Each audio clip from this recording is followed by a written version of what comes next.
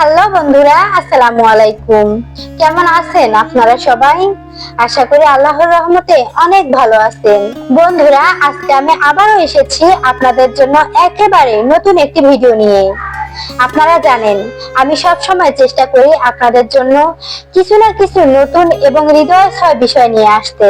তেমনি আজকের ভিডিওটিও হবে আপনাদের কাছে অনেক বিশেষ। বন্ধুরা, আপনারা কি ভাবছেন আজকে আমি পিঠার রেসিপি দিব?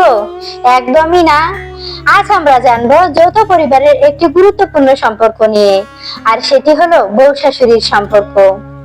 এই সম্পর্কের ভিতরে যেমন থাকে ভালোবাসা, মায়া, মমতা, তেমনি অনেক সময় থেকে যায় অজানা কিছু দ্বন্দ্ব, ভুল বোঝাবুঝি এবং লুকিয়ে থাকা বাস্তব কাহিনী। বন্ধুরা, আজকের এই ভিডিওটিতে আমি তুলে ধরবো কিছু অজানা তথ্য ও বাস্তব অভিজ্ঞতা, যা হয়তো আপনাদের জীবনেও কোথাও না কোথাও মিল খুঁজে পাবেন। এই ভিডিওটি অবশ্যই শেষ পর্যন্ত দেখবেন, আর যদি ভালো লাগে তাহলে অবশ্যই একটা লাইক দিয়ে পাশে থাকবেন। যৌথ পরিবারের বউ শাশুড়ির দ্বন্দ্ব যেন এক চিরন্তর বাস্তবতা। অন্য ঘরের এক মেয়ে যখন সংসারে আসে, তখন ছেলের প্রতি তার ভালোবাসা ও যত্নকে শাশুড়িরা অনেক সময় অন্যভাবে নেয়। তাদের মনে হয় বউ যেন ছেলেকে নিজের কাছ থেকে কেড়ে নিচ্ছে, দূরে সরিয়ে দিচ্ছে। এই ব্যাপারগুলো মেনে নিতে শাশুড়িরা সময় নেয় অনেক বেশি। কেউ কেউ আবার একেবারেই মানিয়ে নিতে পারে না। ফলে বেশিরভাগ শাশুড়ি বউকে প্রতিপক্ষ ভেবে ফেলে। তখন আচরণেও দেখা দেয় কঠোরতা, মার মুখভাব কিংবা শীতল ব্যবহার। সবচেয়ে আশ্চর্যের বিষয় হলো তারা ভুলে যান কোনো একদিন তারাও ছিলেন নতুন বউ।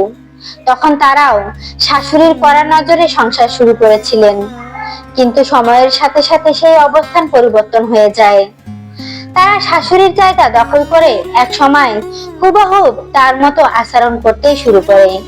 আসলে বউ শাশুড়ির দ্বন্দ্বের মূলে আছে এক ধরনের ভুল বোঝাবুঝি আর অতি অধিকারবোধ। যদি দুজনেই মনে রাখতেন যে সংসার মানে ভাগাভাগি করে নেওয়া ভালোবাসা আর দায়িত্ব, তাহলে হয়তো এই দ্বন্দ্বগুলো অনেকটাই কমে যেত। যে মেয়ে বউ হয়ে নতুন ঘরে আসে, তাকে সবচেয়ে বড় ত্যাগটা করতে হয় নিজের শৈশবের ঘর, বাবা মা, ভাই বোন, প্রিয় বন্ধু বান্ধব, সব পরিচিত পরিবেশ ছেড়ে একেবারে নতুন এক পরিবারে তাকে খাপ খাওয়াতে হয়। এই নতুন জীবনের শুরুতে সবচেয়ে বেশি সময় সে কাটায় শাশুড়ির সাথে। আসলে সকালের রান্না থেকে রাতের বিশ্রাম, প্রতিটি ছোটখাটো বিষয়ে বউ শাশুড়ির মুখোমুখি হতে হয়। তাই এই সম্পর্কটা যতটা জটিল ততটাই গুরুত্বপূর্ণ। কারণ সংসারে কোনো সমস্যায় সবার আগে একজনকে অন্যজনের পাশে দাঁড়াতে হয়। অসুস্থ হলে, বিপদে পড়লে কিংবা কোনো পরামর্শ চাইলে প্রথম ভরসাটাই হয় একে অপরের উপরে। এমন পরিবার খুবই কম যেখানে বউ আর শাশুড়ি একে অপরকে সত্যিকারের সঙ্গী হিসেবে বুঝতে পারে। বরং বেশিরভাগ ক্ষেত্রেই ভুল বোঝাবুঝি, প্রতিযোগিতা আর মানসিক দ্বন্দ্ব সম্পর্ককে নষ্ট করে ফেলে।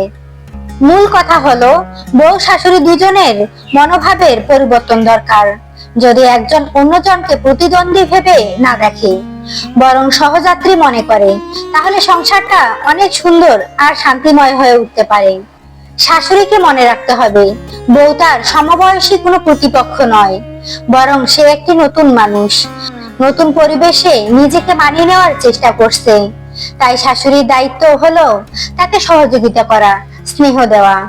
অন্যদিকে বউকেও মানতে হবে সংসারের অভিজ্ঞতায় শাশুড়ি অনেক এগিয়ে, তাকে সম্মান দিয়ে তার সাথে মানিয়ে নিতে চলতে হবে। দুজনকেই একে অপরকে ছাড় দিতে হবে, একে অপরের ভালো মন্দ দিক বুঝতে হবে। শাশুড়ির ওষুধপত্রের খেয়াল রাখা থেকে শুরু করে তার একাকী সময়গুলোকে আনন্দময় করে তোলা, এসব ছোট ছোট বিষয় বউ শাশুড়ির সম্পর্ককে আরো দৃঢ় করে। যদি বউ শাশুড়িকে নিজের মা ভেবে গ্রহণ করে এবং শাশুড়ি বউকে নিজের মেয়ে ভেবে স্নেহ করে, তাহলে ছোটখাটো ত্রুটিগুলো সহজে মাফ হয়ে যায়।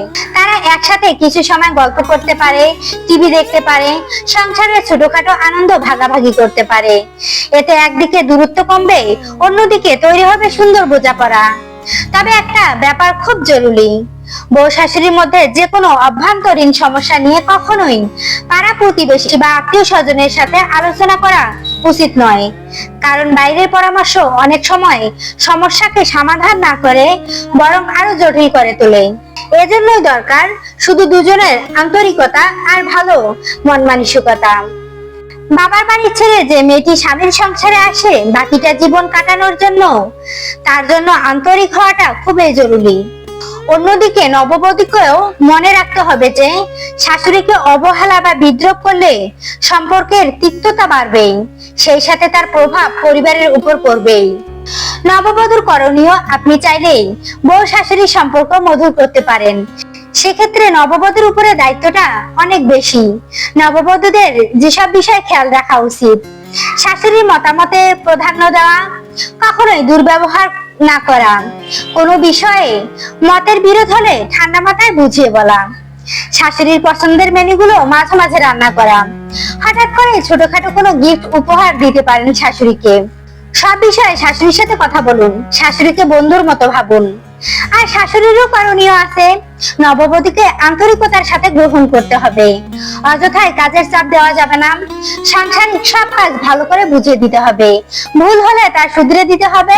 পরিবারের একজনের মতো তাকেও দেখতে হবে, অন্যের মেয়ে নয়, নিজ মেয়ের মতোই আচরণ করুন নববধূর সাথে।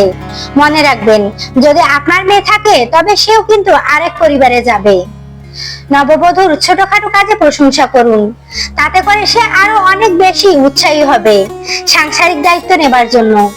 কখনোই প্রতিবেশী কারো বউয়ের সাথে তার তুলনা করবেন না, এতে করে সে নিজেকে হীন মনে করবে, আবার পরিবারের প্রতি নববধূর বিরূপ ধারণা জন্মাবে। তো বন্ধুরা, আমি চেষ্টা করেছি যৌথ পরিবারের বউ শাশুড়ির সম্পর্ক নিয়ে কিছু জানা অজানা তথ্য আপনাদের মাঝে শেয়ার করতে। আশা করি আজকের এই ভিন্ন রকমের ভিডিওটি আপনাদের ভালো লেগেছে। কেমন লাগলো ভিডিওটি অবশ্যই কমেন্ট করে জানাতে ভুলবেন না। আপনাদের মতামতই আমাকে নতুন ভিডিও বানাতে সব সময় অনুপ্রাণিত করে।